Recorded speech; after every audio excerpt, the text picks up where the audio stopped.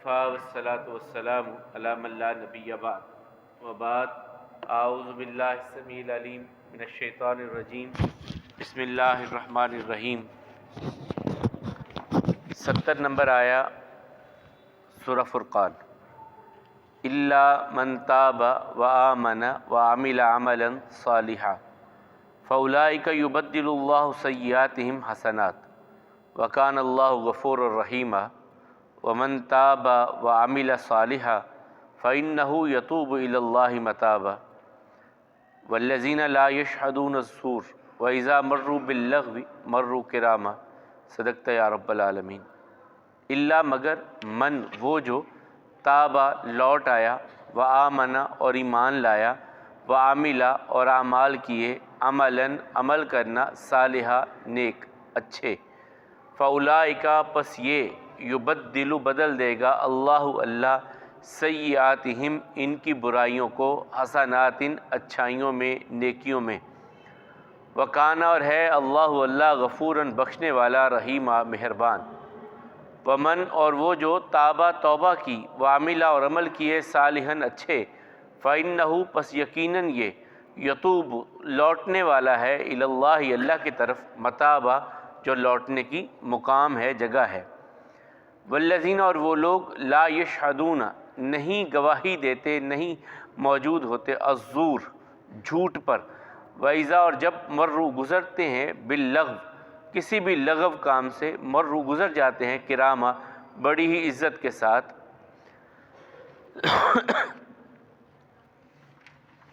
ہم نے پچھلے سبق میں پڑھا وہ لوگ جو اللہ کے بندے ہیں وہ اللہ کے ساتھ کسی اور کو نہیں پکارتے، کسی نفس کو قتل نہیں کرتے جسے اللہ نے قتل کرنا حرام کیا ہے، اور زنا نہیں کرتے۔ جو کوئی بھی یہ کرے گا وہ تو پھر گناہ اور جو ہے جہنم کی وادی میں گرنے والا ہے۔ ہم اس کے عذاب کو دگنا کریں گے قیامت کے دن، اور یہ اس میں ہمیشہ رسوا ہوتا رہے گا۔ پھر اللہ تعالیٰ فرماتے ہیں ہاں الا من تاب وآمن وعمل عملا صالحا جو توبہ کر لے۔ توبہ کا میں نے اکثر آپ کو مفہوم بیان کیا کہ انسان کو جب احساس ہو جائے کہ میں جس منزل پر جانا چاہتا ہوں یہ راستہ وہ نہیں ہے، جس راستے پر میں چل رہا ہوں یہ میری منزل تک مجھے نہیں لے کر کے جائے گا، اور انسان کا جب یہ احساس اسے واپس مڑنے پر مجبور کر دے تو یہ توبہ ہوتی ہے۔ میں چاہتا ہوں، آپ چاہتے ہیں جنت کے راستے پر چلنا، لیکن ہمارا راستہ کوئی اور بن گیا۔ ہمیں احساس ہوا کہ نہیں یار یہ تو جنت کی طرف ہمیں راستہ نہیں لے کے جائے گا۔ آپ جب واپس پلٹیں گے یہ توبہ ہے۔ دوسرے معنی میں آپ کہہ لیں کہ آپ جب اپنی سابقہ زندگی سے یو ٹرن لے لیں گے، غلط راستے کو چھوڑ کے صحیح راستے کی طرف آ جائیں گے، یہ توبہ ہے۔ تو اللہ تعالیٰ فرماتے ہیں جو توبہ کرے گا۔ اس کے بارے میں پھر وہ عمر بن عاص رضی اللہ عنہ کی جو حدیث ہے صحیح مسلم کی، کہتے ہیں ہم 3 لوگ آئے مدینہ میں مکے سے، اور تینوں مکے کے بڑے سردار، خالد بن ولید، عثمان بن ابی طلحہ اور عمر بن عاص، یہ تینوں ایک ہی وقت میں لیکن اکٹھے پروگرام کر کے نہیں، یہ نکلے مکہ المکرمہ سے مسلمان ہونے کے لیے صلح حدیبیہ کے بعد۔ جب یہ راستے میں اکٹھے مل گئے پوچھا کدھر، کہا اسلام قبول کرنے کے لیے۔ یہ تینوں بڑی شخصیات ہیں، یعنی عثمان بن ابی طلحہ جن کے پاس بیت اللہ کی چابی اور آج تک ان کے خاندان کے پاس ہے۔ دوسرے حضرت خالد بن ولید، یہ ولید بن مغیرہ مکے کا سب سے دانا اور جس کی ڈیرہ چلتا تھا، لوگ فیصلے کرواتے تھے، ولید بن مغیرہ یہ اس کے بیٹے تھے اور مکہ کے سپہ سالار تھے۔ آپ تھوڑا سا ذہن میں رکھیں تو احد میں 3 بڑے سالاروں کے ساتھ کافر لڑے تھے مسلمانوں سے، 3 سرداروں کے ساتھ مقابلہ کیا تھا انہوں نے۔ درمیان میں ابو سفیان تھے، ایک سائیڈ پہ یا کہہ لیں آپ جو گھڑ سوار دستہ تھا، گھوڑوں پہ سوار تھا، اس کی سپہ سالاری جو تھی وہ حضرت خالد بن ولید کے پاس تھی، اور ایک حصے کی سپہ سالاری اکرمہ بن ابی جہل کے پاس تھی۔ یعنی یہ لیول ان کا آپ دیکھیں کہ کس لیول کے یہ لوگ تھے۔ اور عمر بن عاص، ان کا اگر آپ دیکھیں تو مکے والوں کو جب بھی کسی جگہ پر کسی بادشاہ کے ساتھ کسی قبیلے کے بڑے سرداروں کے پاس کوئی معاملہ طے کرنا ہوتا تو عمر بن عاص کو بھیجتے کہ یہ بات کرنے کا طور طریقہ سلیقہ جانتے ہیں۔ یہ تینوں مدینہ میں آئے مسلمان ہونے کے لیے، بیعت کرنے لگے تو رسول اللہ صلی اللہ علیہ وسلم نے جیسے ہی ایسے ہاتھ آگے کیا تو انہوں نے اپنا ہاتھ اوپر رکھ کے ہاتھ پیچھے کر لیا، عمر بن عاص نے۔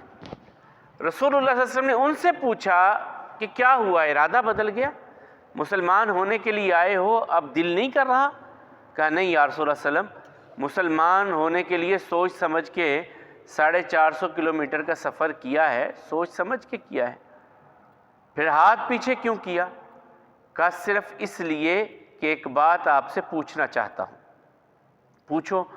کہا ہم نے جہالت کی زندگی گزاری، کفر کی زندگی گزاری، بہت سارے گناہ کیے، آج میں مسلمان ہوتا ہوں، میرے ان سابقہ گناہوں کا کیا بنے گا؟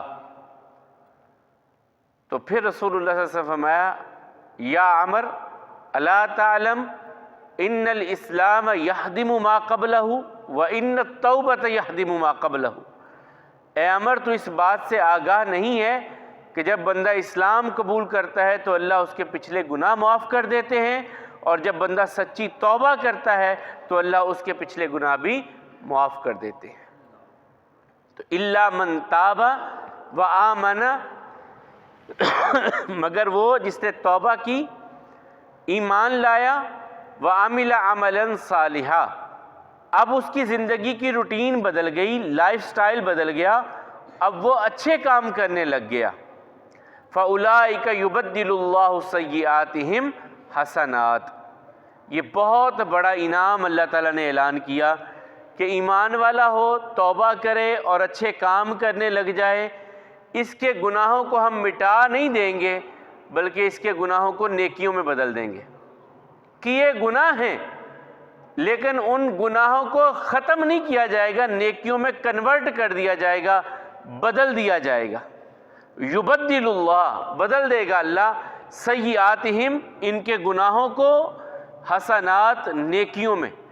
یعنی یہ اتنی بڑی آیہ مبارکہ ہے میرے اور آپ کے لیے، اتنی بڑی خوشخبری ہے اللہ تعالیٰ کی طرف سے کہ تم توبہ کر لو، ایمان والے ہو، اچھے کام کرنے لگ جاؤ، ہم تمہارے گناہوں کو نیکیوں میں بدل دیں گے۔ وَكَانَ اللَّهُ غَفُورٌ رَحِيمًا، اور یقیناً اللہ تعالیٰ تو بخشنے والے مہربان ہیں۔ وَمَن تَابَ، اور جو توبہ کرے، وَعَمِلَ صَالِحًا، اور عمل کرے اچھے، فَإِنَّهُ يَتُوبُ إِلَى اللَّهِ مَتَابًا، اس نے تو اس بارگاہ میں لوٹ کر کے آیا جس بارگاہ میں لوٹ کر کے آنے کا حق تھا۔ یعنی اللہ کی بارگاہ میں لوٹ کے آیا یہ بندہ، یہاں آنے کا حق تھا، یہی تو ایک جگہ تھی جہاں پر پہنچنا تھا۔ اسی لیے تو رسول اللہ صلی اللہ علیہ وسلم فرماتے ہیں کہ لوگو، میں ایک دن میں اپنے رب سے 100 مرتبہ توبہ و استغفار کرتا ہوں۔ ایھا الناس استغفروا واتوبوا الی اللہ انی استغفر فی کل یوم 100 مرۃ، میں ایک دن میں 100 مرتبہ اپنے رب سے توبہ استغفار کرتا ہوں۔ یہ کہنے والے کون ہیں؟ محمد الرسول اللہ صلی اللہ علیہ وسلم، جن کے کوئی گناہ ہیں ہی نہیں، جن کے کوئی گناہ ہی نہیں ہے، وہ کہتے ہیں تو میری اور آپ کی کیفیت کیا ہونی چاہیے؟ والذین لا یشہدون الزور، وہ جھوٹ کی گواہی نہیں دیتے۔ اللہ تعالیٰ کہتے ہیں جو میرے بندے ہیں۔ ایک دن صحابہ نے پوچھا یا رسول اللہ صلی اللہ علیہ وسلم کبیرہ گناہوں کے بارے میں ہمیں بتائیں کہ کبیرہ گناہ کیا ہیں؟ فرمایا سب سے پہلے تو شرک ہے، دوسرا فرمایا کسی انسان کو قتل کرنا، ناحق قتل کر دینا کسی کو، تیسرا فرمایا زنا، چوتھا۔ اب رسول اللہ صلی اللہ علیہ وسلم ایسے ہی ٹیک لگا کے بیٹھے ہوئے تھے تو یوں ٹیک چھوڑ دی اور 3 مرتبہ دہرا کے کہا الا و شہادت الزور، جھوٹی گواہی دینا، جھوٹی گواہی دینا، جھوٹی گواہی دینا۔ فرمایا یہ کبیرہ گناہوں میں سے ایک گناہ ہے۔ ٹیک کو چھوڑ کر کے اللہ کے حبیب علیہ السلام کی آواز بلند ہو گئی اور کہا کہ جھوٹی گواہی دینا یہ کبیرہ گناہوں میں سے ایک گناہ ہے۔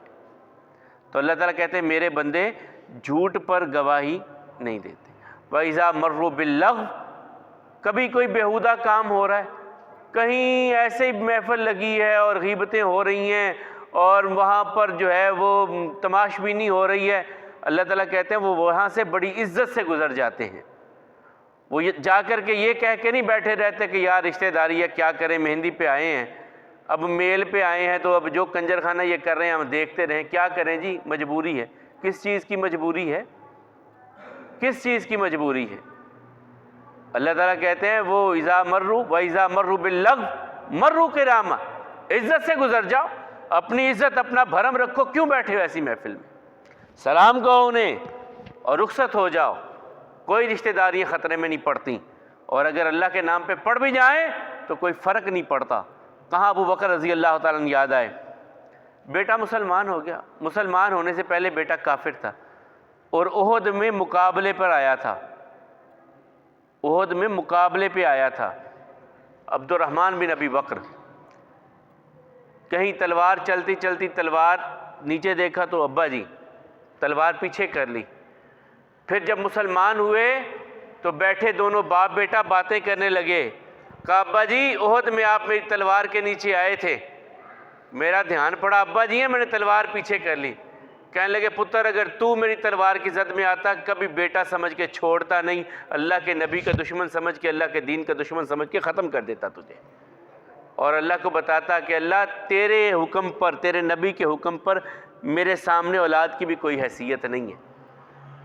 تو اللہ تعالیٰ فرماتے ہیں وَإِذَا مَرُّوا بِاللَّغْوِ مَرُّوا كِرَامًا، جب کسی بیہودہ لغو کام کے پاس سے گزرتے ہیں عزت سے اپنا دامن بچا کر کے ان چھینٹوں سے بچتے ہوئے گزر جاتے ہیں۔ مگر وہ جس نے توبہ کی، ایمان لایا، اچھے اعمال کیے، یہ وہ ہیں جن کی برائیوں کو اللہ نیکیوں میں بدل دیں گے، اور اللہ یقیناً بخشنے والے مہربان ہیں۔ جس نے توبہ کی، اچھے اعمال کیے، یقیناً اس نے وہ لوٹا اس اللہ کی بارگاہ میں جہاں لوٹنے کا مقام تھا۔ یہ جھوٹ کی گواہی نہیں دیتے، اور جب کبھی لغو سے گزرتے ہیں تو بڑی عزت سے وہاں سے اپنا دامن بچا کر کے گزر جاتے ہیں۔ دوسرا جنازے کے حوالے سے ہماری گفتگو تھی۔ جنازہ میں ہمارے ہاں کچھ چیزیں ایسی ہوتی ہیں کہ ہم صرف منہ ملازے کی خاطر جاتے ہیں۔ پہلی کیفیتیں آپ کو بیان کی جا چکی ہیں، میت کو غسل کیسے دینا ہے، کفن کیسے پہنانا ہے اور کس طرح اسے لے کر جانا ہے۔ اب جنازے پر ہم پہنچ چکے تھے، تو جنازہ اللہ کے حبیب علیہ السلام نے 9 تکبیرات تک پڑھا ہے، 9 تکبیرات تک جنازہ پڑھا ہے۔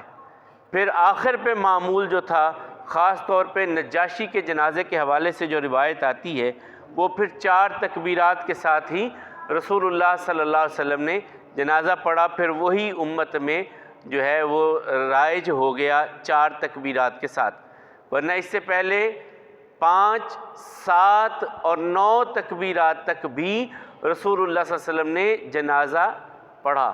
اور اس میں کیفیت کیا ہوتی ہے؟ پہلی وہی چیزیں ہوتی ہیں، یعنی فاتحہ، پھر درود شریف، اور اس کے بعد دعا، پھر تکبیر، پھر دعا، پھر تکبیر، پھر دعا، یہ کیفیت ہوتی تھی اس کی۔ جو ہمارے ہاں اہل تشیع 5 تکبیرات کے ساتھ جنازہ کرتے ہیں، ان کی کیفیت بھی ایسے ہی ہوتی ہے، وہ اگلی تکبیر کے بعد بھی پھر جو ہے وہ دعا 2 تکبیرات میں وہ کرتے ہیں۔ تو بہرحال پھر نبی کریم صلی اللہ علیہ وسلم کے آخری اعمال میں سے 4 تکبیرات ہیں، اس کے ساتھ ہی ہمیں جنازہ پڑھنا ہے۔ اور جنازہ میں ظاہر ہے آپ کسی بندے کو اگر آگے کرتے ہیں، اور میں اکثر اپنے ساتھی علماء سے یہ بات کہتا ہوتا ہوں کہ 2 مقام ایسے ہوتے ہیں جہاں لوگ ہمیں وہ احترام دیتے ہیں کہ دنیا میں کسی اور کے نصیب میں وہ احترام نہیں ہوتا۔ ایک جب ان کی بیٹی کا نکاح ہوتا ہے، اپنی بیٹی کے معاملات مولوی صاحب کے سپرد کرتے ہیں کہ آپ اس کو ایجاب و قبول کروائیں، یہ ہمارے سروں پہ تاج رکھنے والی بات ہوتی ہے۔ جو بندہ اپنی بیٹی کے معاملات ہمارے سپرد کر دیتا ہے کہ آپ اس کو ان کے سپرد کریں، یہ ہمارے سروں پہ تاج رکھنے والی بات ہوتی ہے۔ اور دوسرا جنازہ، اپنے پیاروں کو رخصت کرنے کے لیے وہ ہمیں آگے کرتے ہیں کہ اب ہمارے رب سے مناجات کر کے ہمارے پیاروں کو آپ رخصت کیجئے۔ یہ بہت بڑی عزت دی جاتی ہے ہمیں، یہ حقیقت ہے، اور کوشش اس میں یہی ہونی چاہیے، جو بھی آگے کھڑا ہو پیچھے بھی کھڑا ہو، یہ میت کا حق ہوتا ہے کہ اس کے ساتھ پورے اخلاص سے دعا کرے، پورے خلوص سے دعا کرے۔ وہ یوں سمجھے کہ یار یہ میرا اپنا ہے، میں کسی طرح اللہ سے اس کے لیے دعا کر لوں اور میرا رب مان جائے اور اس کو معاف کر دے۔ اس انداز میں کسی کا بھی جنازہ پڑھنے جائیں، یہ نیت لے کر کے جائیں، یہ ارادہ لے کر کے جائیں، اور اس خشوع کے ساتھ وہاں پر جنازہ پڑھیں کہ یا اللہ ہم جس کے لیے آئیں اسے معاف کر دیں، یہ نیت لے کر کے جائیں۔ چلیں آگے جنازے کی جو دعائیں اس پر ہم انشاءاللہ کل کریں گے۔ اللہ کا الحاکمین ہم سب کو صحت اور ایمان والی زندگی عطا فرمائے۔ اقول قولی ھذا والحمد للہ، استغفر اللہ لی ولکم ولسائر